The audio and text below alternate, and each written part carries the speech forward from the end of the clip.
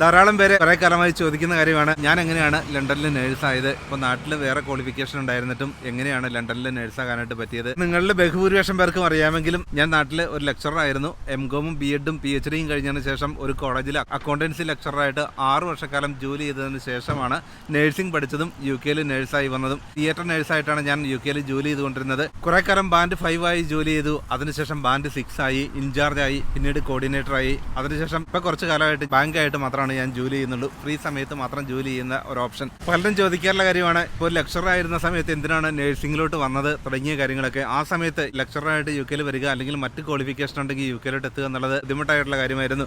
ഇപ്പോഴും അത്തരം സാഹചര്യങ്ങൾ തന്നെയാണ്. നേഴ്സിംഗ് ഉൾപ്പെടെയുള്ള ചുരുക്കം പ്രൊഫഷണൽസിന് മാത്രം UK വർക്ക് വിസ കിട്ടുന്ന ഒരു സാഹചര്യമാണ് പൊതുവെ ഉണ്ടായിരുന്നത്. ഈ അടുത്ത കാലത്താണ് വിസ നിയമങ്ങളിലൊക്കെ ഇളവുകൾ വന്നത്. ധാരാളം പേര് UK വന്നു. പ്രത്യേക ക്വാളിഫിക്കേഷൻ ഒന്നുമില്ലെങ്കിലും വർക്ക് വിസ കിട്ടുന്ന ആ ഒരു രീതി അടുത്ത കാലത്ത് മാത്രമാണ് വന്നത്. അതിനു മുമ്പ് ഒറ്റ എക്സാമിൽ തന്നെ IELTS 7 ബാൻഡ് സ്കോർ ഉള്ളവർക്ക് മാത്രമായിരുന്നു UK നഴ്സിംഗ് ജോലികൾക്കും വരാൻ കഴിയുമായിരുന്നുള്ളൂ. പിന്നീടാണ് OET UK ഇംപ്ലിമെന്റ് ചെയ്തത്. ആർക്കും വരാവുന്ന രീതിയിലോട്ട് നിയമങ്ങളൊക്കെ എളുപ്പമായത്. ഇപ്പോൾ കമ്പാരിറ്റീവ്ലി വളരെ എളുപ്പമാണ്. 10-12 വർഷം മുൻപ് UK എത്തുക എന്നുള്ളത് അത്ര എളുപ്പമായ കാര്യമായിരുന്നില്ല. എനിക്ക് ഏറ്റവും ഇഷ്ടമുള്ള ഒരു കാര്യമായിരുന്നു UK വരണം, സെറ്റിൽ ചെയ്യണം, ബ്രിട്ടീഷ് പാസ്പോർട്ട് എടുക്കണം, മറ്റു രാജ്യങ്ങളൊക്കെ വിസിറ്റ് ചെയ്യണം. അത്തരമൊരു ലോങ് ടൈം പ്ലാനുകളായിരുന്നു ആദ്യ കാലഘട്ടത്തിൽ തന്നെ എനിക്കുണ്ടായിരുന്നത്.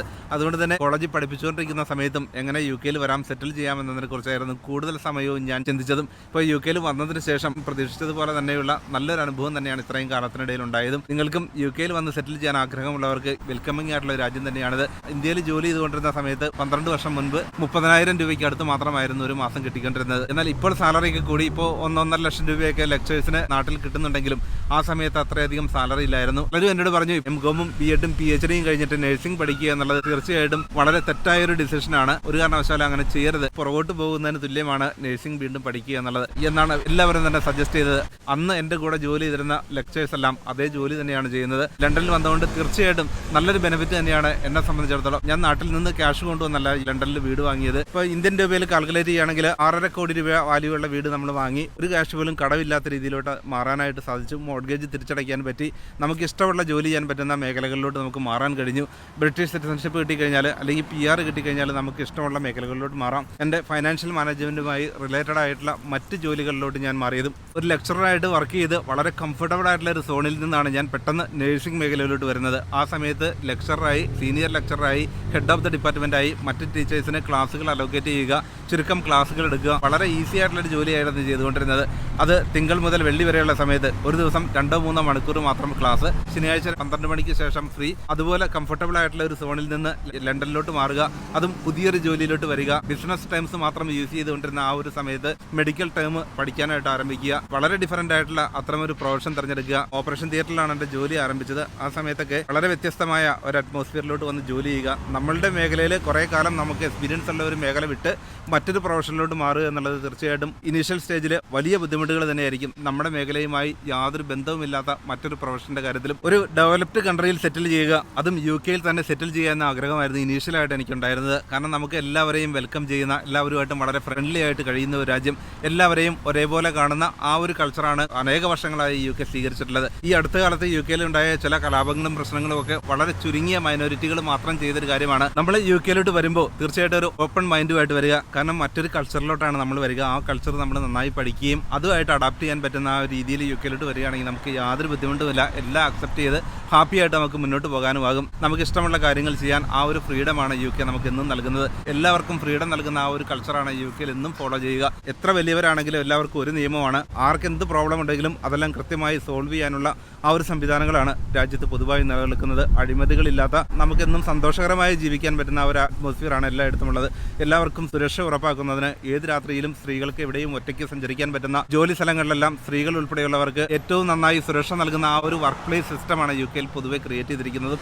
ഇത്തരമൊരു രാജ്യത്ത് വന്ന് സെറ്റിൽ ചെയ്യുക എന്നുള്ളത് തീർച്ചയായിട്ടും എല്ലാവരുടെയും ആഗ്രഹമാണ്. യങ് ജനറേഷനെല്ലാം ഈ രാജ്യങ്ങളിലോട്ടൊക്കെ മൂവ് ചെയ്യാൻ ആരംഭിച്ചതും തീർച്ചയായിട്ടും ഇത്തരം അറിവുകൾ കൊണ്ട് തന്നെയാണ്. ഇപ്പോൾ പലരും പറയാറുണ്ട്, നമ്മൾ കേരളത്തിലുള്ളവർ മറ്റു രാജ്യങ്ങളിൽ പോയി അവിടെ സിറ്റിസൺഷിപ്പ് എടുത്താലും ഇപ്പോൾ ബംഗാളികൾ കേരളത്തിൽ വന്നതുപോലെയാണ് അവർ നമ്മളെ കാണുന്നത്. അതൊക്കെ വളരെ തെറ്റായിട്ടുള്ളൊരു കൾച്ചറാണ്. UK പോലുള്ള രാജ്യത്ത്, അതും ഇന്ത്യൻ ഒറിജിനായിട്ടുള്ള റഷ്യൻ നിനക്ക് പ്രധാനമന്ത്രിയായ രാജ്യമാണ് UK. മറ്റു രാജ്യങ്ങളിലുള്ളവർക്ക് അവരെ ഒരേപോലെ കാണുന്ന ഒരു മൾട്ടി കൾച്ചറലിസം നിലനിൽക്കുന്ന രാജ്യമാണ് UK. എല്ലാ സ്ഥലങ്ങളിലും നമുക്കതിൻ്റെ റിഫ്ലക്ഷൻസ് കാണാനുമാകും. അവരിൽ ഒരാളായി തന്നെയാണ് നമ്മളെ കാണുന്നത്. അത്തരമൊരു മൾട്ടി കൾച്ചറൽ സൊസൈറ്റിയാണ് UK എല്ലായിടത്തുമുള്ളത്. അല്ലാതെ വേറൊരു രാജ്യത്ത് നിന്ന് വന്നു അവർ മറ്റൊരു രീതിയിൽ കാണുക, ആ ഒരു സാഹചര്യങ്ങളൊന്നും UK അനേക വർഷങ്ങളായി UK മറ്റു രാജ്യക്കാർ വന്ന് സെറ്റിൽ ചെയ്യാനും ഇവിടുത്തെ എല്ലാ മേഖലകളിലും അവരുടെ സാന്നിധ്യം ഉണ്ടാകാൻ തുടങ്ങിയിട്ട് നൂറ്റാണ്ടുകൾ തന്നെയായി. അതുകൊണ്ട് തന്നെ ആ ഒരു പൊതുവായ സിസ്റ്റമാണ് രാജ്യത്ത് നിലനിൽക്കുന്നത്. കുറേ കാലമായിട്ടുള്ള എൻ്റെ അനുഭവം വെച്ച് നാട്ടിൽ വളരെ ഉയർന്ന പൊസിഷനിൽ ജോലി ചെയ്തിരുന്ന പലരും ആ ഗവൺമെൻറ് ജോലിയൊക്കെ രാജിവെച്ച് UK വന്ന് സെറ്റിൽ ചെയ്യാൻ ആരംഭിച്ചിരിക്കുന്നു. കാരണം അവരുടെ കുട്ടികളുടെ എഡ്യൂക്കേഷൻ കംപ്ലീറ്റ്ലി ഫ്രീ ആണ്, ഹെൽത്ത് കെയർ ഫ്രീ ആണ്, ഗവൺമെൻറ്റിൻ്റെ എല്ലാ സഹായങ്ങളും അവർക്കുണ്ട്. അതുമാത്രമല്ല, ഒരു തവണ ബ്രിട്ടീഷ് പാസ്പോർട്ട് കിട്ടുകയാണെങ്കിൽ നമുക്ക് അമേരിക്കയോ കാനഡയോ ഏത് രാജ്യത്ത് വേണമെങ്കിലും നമുക്ക് വിസ ഇല്ലാതെ യാത്ര ചെയ്യാൻ പറ്റുന്ന ഓപ്ഷൻ കൂടിയാണ് ലഭിക്കുക. എല്ലാ രാജ്യങ്ങളും സന്ദർശിക്കാൻ ഇഷ്ടമുള്ളവർക്ക്, പീസ്ഫുള്ളായി സെറ്റിൽ ചെയ്യാൻ ആഗ്രഹിക്കുന്നവർക്ക്, മതങ്ങളുടെ ഇൻവോൾവ്മെൻറ്റ് ഒട്ടും തന്നെ ഇല്ലാത്ത ഒരു രാജ്യത്ത് വരാൻ ആഗ്രഹിക്കുന്നവർക്ക് എന്നും UK വെൽക്കമിംഗ് ആയിട്ടുള്ള സ്ഥലമാണ്. ഇപ്പോൾ നമുക്ക് കാണാവുന്നതുപോലെ ഇവിടെ ഒരു വാഹനങ്ങളും ഹോണടിക്കുന്നത് നമുക്ക് കേൾക്കാനായി സാധിക്കില്ല. ഒരു ആരാധനാലയത്തിൽ നിന്നും യാതൊരു തരത്തിലുള്ള അനൗൺസ്മെൻറ്റുകളും നമുക്ക് UK കേൾക്കാനായി സാധിക്കില്ല.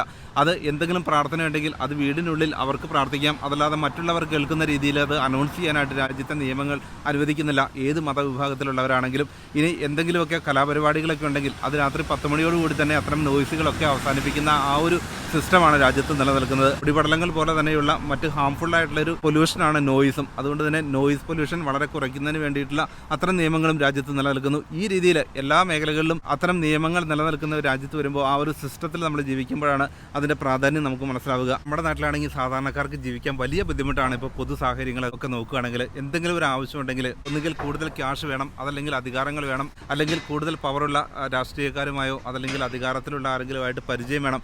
അല്ലാത്ത സാഹചര്യങ്ങളിലൊക്കെ കൃത്യമായ നിയമ പരിരക്ഷ കിട്ടുക എന്നുള്ളത് നമ്മുടെ നാട്ടിൽ വലിയ ബുദ്ധിമുട്ടാണ്. എന്തെങ്കിലും ഒരു പ്രോബ്ലത്തിൽ പെടുകയാണെങ്കിൽ അതിൽ രാഷ്ട്രീയക്കാരോ ഉൾപ്പെടെയുള്ള ആളുകൾ വിളിച്ചു പറഞ്ഞില്ലെങ്കിൽ അവർക്ക് രക്ഷപ്പെടാൻ പറ്റാത്തൊരു നിയമവ്യവസ്ഥയെ വളച്ചൊടിക്കുന്ന രീതിയാണ് നമ്മുടെ നാട്ടിലെല്ലാം ഇപ്പോഴും നിലനിൽക്കുന്നത്. പാവപ്പെട്ടവർക്ക് എന്നും ബുദ്ധിമുട്ട് നൽകുന്ന അത്തരമൊരു സിസ്റ്റം എത്ര മോശമാണെന്ന് നമുക്ക് മനസ്സിലാകണമെങ്കിൽ മറ്റൊരു രാജ്യത്ത് പോയി അവിടുത്തെ ആ രീതികൾ നമ്മൾ മനസ്സിലാക്കണം. എപ്പോഴും പാവപ്പെട്ടവർക്കും സാധാരണക്കാർക്കും മുഖ്യ പരിഗണന നൽകുന്ന നിയമ രീതിയാണ് ഈ രാജ്യങ്ങളൊക്കെ സ്വീകരിച്ചിട്ടുള്ളത്. എല്ലാവരെയും ഒരേപോലെ കാണുന്ന, ഇപ്പോൾ നിലം തുടയ്ക്കാൻ വരുന്നവരാണെങ്കിലും പാത്രം കഴുകാൻ വരുന്നവരാണെങ്കിലും വീട് ക്ലീൻ ചെയ്യാൻ വരുന്നവരാണെങ്കിലും അവിടുത്തെ ആ കമ്പനിയുടെ ബോസ് ആണെങ്കിലും അവർക്ക് എല്ലാവർക്കും ഒരേ രീതിയിലുള്ള പരിഗണന മാത്രമേ എല്ലാം എടുത്തുള്ളൂ. ആരെയും സാറേ എന്ന് വിളിച്ച് പിന്നാലെ നടക്കുന്ന ഒരു രീതി ഇവിടെ എങ്ങുമില്ല. നമ്മുടെ നാട്ടിൽ ഏറ്റവും മോശമായിട്ടുള്ളൊരു കാര്യമാണ്. ഒരു കാരണവശാലും എത്ര പൊസിഷനുള്ളവരാണെങ്കിലും ആരെയും സാറേ എന്ന് വിളിക്കേണ്ട കാര്യമില്ല. കാരണം സാറെന്നുള്ളത് ഒരു പ്രത്യേക ബഹുമതിയാണ്.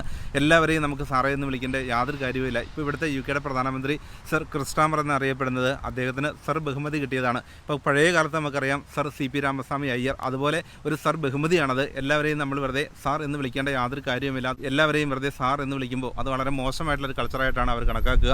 അതുകൊണ്ട് തന്നെ അവരെ പേര് വിളിക്കുന്നതിലാണ് അവർക്ക് ഇഷ്ടം. നമ്മുടെ വീഡിയോയുടെ താഴെ കമൻറ്റ് ചെയ്യുന്നവരാണെങ്കിലും പലപ്പോഴും ഞാൻ പറയാറുണ്ട്, സർ എന്നൊരു കാരണവശാലും എന്നെ വിളിക്കാതിരിക്കുക, എൻ്റെ പേര് വിളിക്കുന്നതാണ് എനിക്കിഷ്ടം. അതേപോലെ തന്നെ UK ഏതൊരു സ്ഥലത്ത് വർക്ക് പ്ലേസിൽ പോയാലും അവരെ പേര് വിളിക്കുന്നതിലാണ് അവർക്ക് ഇഷ്ടം. ഒരിക്കലും സർ മാഡം എന്നുള്ള വാക്ക് UK ഉപയോഗിക്കാതിരിക്കുക.